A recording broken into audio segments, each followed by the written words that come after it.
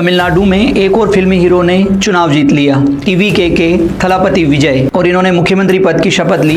पर ये कोई पहली बार नहीं है। दक्षिण भारत में 70 साल से एक पैटर्न चल रहा है, सिल्वर स्क्रीन का स्टार, विधानसभा का सरताज। एमजीआर से शुरू हुआ ये सिलसिला एनटीआर, जयललिता, पवन कल्याण से होते हुए अब विजय तक पहुंच गया है। सवाल है, उत्तर भारत में अमिताभ बच्चन हार जाते हैं लेकिन दक्षिण में हीरो जीतते क्यों हैं?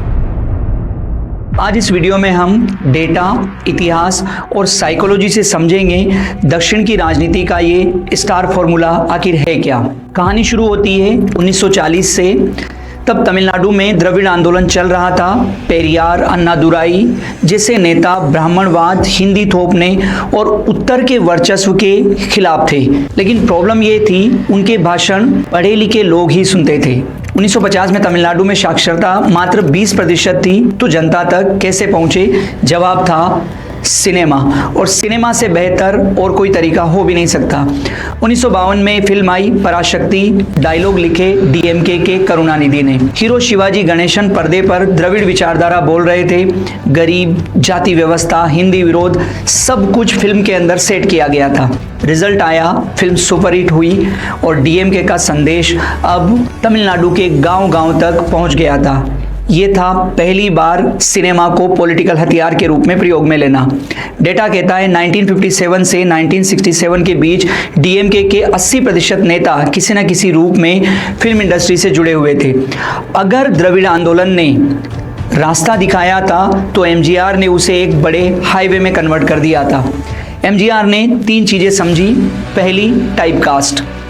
1950 से 1977 तक 115 फिल्में, हर फिल्म में एमजीआर गरीबों का मसीहा, अनाथों का भाई, महिलाओं का रक्षक, रियल लाइफ में भी वे यही इमेज बनाते चले गए। दूसरी बात, फैन क्लब कैडर बना। 1960 तक एमजीआर के 25,000 फैन क्लब थे। ये ब्लड डोनेट करते, गरीबों की मदद करते, अनाथ लोगों की रक्षा करते और खाना खिलाते। 1972 में जब एमजीआर ने एआईडीएमके बनाई तो ये फैन क्लब रातों रात पार्टी के कैडर में कन्वर्ट हो गए थे। तीसरी बात, भाषा और जाति। एमजीआर मलयाली थे लेकिन उन्होंने खुद को तमिलों का बेटा बनाया। उनकी फिल्मों के गाने नान अनाइतल जैसे सीधे पॉलिटिकल मैनिफेस्टो लगने लगे थे। रिजल्ट आया 1977 में एमजीआर मुख्यमंत्री बन गए। 1987 में मृत्यु तक वो कुर्सी पर बने रहे। ऐसे समय में जब इंदिरा गांधी ने इमरजेंसी लगाई थी, वो एमजीआर की सत्ता को नहीं हिला सकी। साइकोलॉजी को अगर समझे हम तो पैरा सोशल रिलेशनशिप की वजह से लोग हीरो को अपना मान लेते हैं। दक्षिण में रिश्ता ज्यादा गहरा है क्योंकि फिल्में सामाजिक संदेश देती हैं, सिर्फ एंटरटेनमेंट नहीं करती। अगर हम दक्षिण भारत की स्थिति को देखें तो प्राचीन और मध्यकाल में, खासकर चोल, चालुक्य और पल्लव काल में अगर आप जाएंगे तो वहां पर हीरो वर्शिप या वीर पूजा का जबरदस्त प्रचलन था। लोग उस व्यक्ति को जो समाज, अपनी संस्कृति, अपनी भाषा के लिए काम करता था, इनके लिए लड़ता था, इनके लिए मरता था, को अपना हीरो मानते थे, उसे देवता की तरह पूजते थे। साउथ की फिल्म इंडस्ट्री में ये हीरो वर्शिप बहुत प्रभावी तरीके से काम आया और जितने भी दक्षिण भारत के हीरो हैं उन्होंने इस हीरो वर्शिप वाली जो फीलिंग थी, भावना थी, उसको परफेक्ट तरीके से बुनाया। लेकिन ये फॉर्मूला सिर्फ तमिलनाडु तक नहीं रुका। 1982 में आंध्र प्रदेश में एनटी रामाराव ने 300 फिल्में की। ज्यादातर में भगवान कृष्ण या राम का रोल। लोगों के लिए वो एनटीआर नहीं, साक्षात देवता थे। जब एनटीआर ने टीडीपी बनाई तो नारा दिया तेलुगु आत्म गौरवम, यानी तेलुगु स्वाभिमान। ठीक वैसे ही जैसे डीएमके ने तमिल अस्मिता उठाई थी, 9 महीने में एनटीआर ने इस नारे के सहारे स्वयं को सीएम के पद तक पहुंचा दिया। कांग्रेस 30 साल में पहली बार सत्ता से पूरी तरीके से बाहर हो गई और एनटीआर आंध्र प्रदेश की राजनीति में छा चुके थे। बात यही नहीं रुकती। अगर हम वर्तमान समय की बात करें तो आंध्र प्रदेश की राजनीति में पवन कल्याण एक बहुत बड़े हीरो है। वो आंध्र प्रदेश के उप मुख्यमंत्री है। उनकी लोकप्रियता वर्तमान मुख्यमंत्री से भी बहुत ज्यादा है। कर्नाटक में डॉक्टर राजकुमार सीएम नहीं बने लेकिन उनकी फिल्मों से कन्नड़ अस्मिता जगी। 1980 का गोकर्णा आंदोलन उन्हीं की फिल्मों से प्रेरित था। कॉमन थ्रेड आखिर है क्या? ये सब हो क्यों रहा है? पहला पॉइंट है क्षेत्रीय अस्मिता versus Delhi.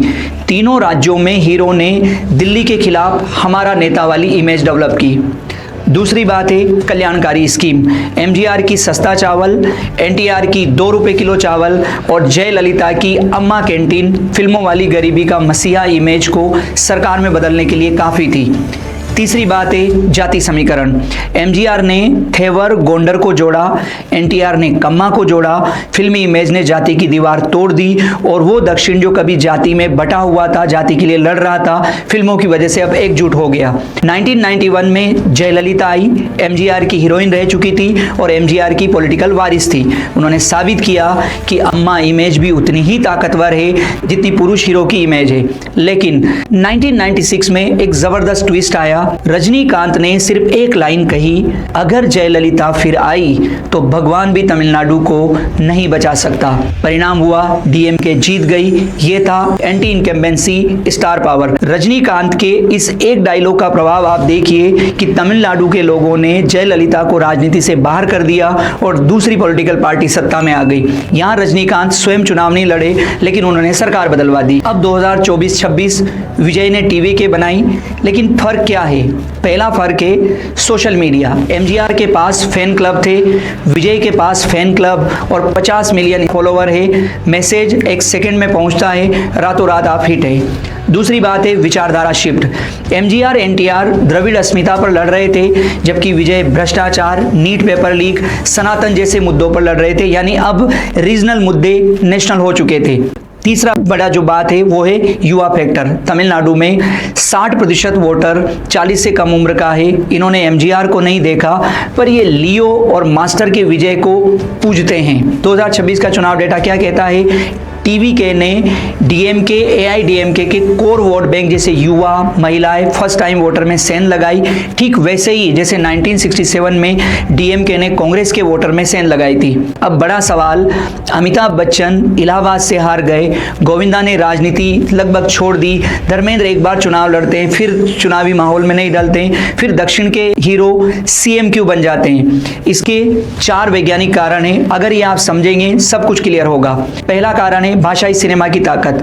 Tamil Telugu film industry अपने राज्यों की सांस्कृतिक पहचान है। बॉलीवुड नेशनल है, पर साउथ की इंडस्ट्री रीजनल है। हीरो भाषा का चेहरा है। दूसरी बात, द्रविड़ आंदोलन की विरासत। उत्तर में धर्म पॉलिटिक्स चलाता है, दक्षिण में भाषा और जाति और इनके साथ सिनेमा, ये तीनों मिलकर पॉलिटिक्स चलाते हैं। 70 साल से सिनेमा को पॉलिटिकल टूल बनाया गया, जिसका प्रभाव अभी भी है। तीसरी बात, कैडर सिस्टम। बॉलीवुड के स्टार को फैन फॉलो करते हैं, पर फैन क्लब नहीं है। साउथ के स्टार के फैन क्लब हैं। ये फैन क्लब रातों रात बूथ लेवल के कार्यकर्ताओं में कन्वर्ट हो जाते हैं। चौथी बात, एंटी दिल्ली सेंटीमेंट। दक्षिण के वोटर को लगता है कि हमारा हीरो दिल्ली से लड़ लेगा। ये भावनात्मक जुड़ाव उत्तर में नहीं देखने को मिलता। सबसे खास बात, दक्षिण का सिनेमा अपनी संस्कृति, अपनी भाषा और अपने इतिहास से जबरदस्त तरीके से जुड़ा हुआ है। किसी भी आप दक्षिण की फिल्म को देखिए, फिल्म के अंदर वो मंदिर वाली संस्कृति, Tamil culture, Telugu culture, Malayali culture को जबरदस्त तरीके से बताते हैं। जबकि उत्तर भारत में, खासकर बॉलीवुड में आप देखेंगे, इनका कल्चर से कोई लेना देना नहीं है। इनको सिर्फ पैसे से मतलब है, पैसा आना चाहिए, कल्चर बाहर में जाए। ये जो बड़ी चीजें हैं वो उत्तर के बॉलीवुड को और दक्षिण की फिल्म इंडस्ट्री को बहुत हद तक अलग करती है। एमआईटी की 2018 की स्टडी कहती है तमिलनाडु में वोटर का 40% फैसला नेता की इमेज से होता है, पार्टी के मैनिफेस्टो से उन्हें कोई लेना देना नहीं है। और इमेज बनाने में सिनेमा से बड़ा कोई माध्यम नहीं। तो विजय की जीत कोई हादसा नहीं है, ये 70 साल पुराने दक्षिण फॉर्मूले का लेटेस्ट वर्जन है। फर्क इतना है कि एमजीआर रेडियो के जमाने के हीरो थे, विजय रील्स के जमाने के हीरो हैं। पर क्या ये फॉर्मूला हमेशा चलेगा? 2026 में विजय जीते, पर क्या 2031 का स्टार अल्लू अर्जुन या धनुष होगा? आपको क्या लगता है, सिनेमा और राजनीति का ये रिश्ता लोकतंत्र के लिए अच्छा है या खतरनाक? कमेंट में ज़रूर बताना। अगर वीडियो पसंद आए तो लाइक, शेयर और सब्सक्राइब ज़रूर करना। मिलते हैं अगले वीडियो में किसी और बड़े सवाल के साथ।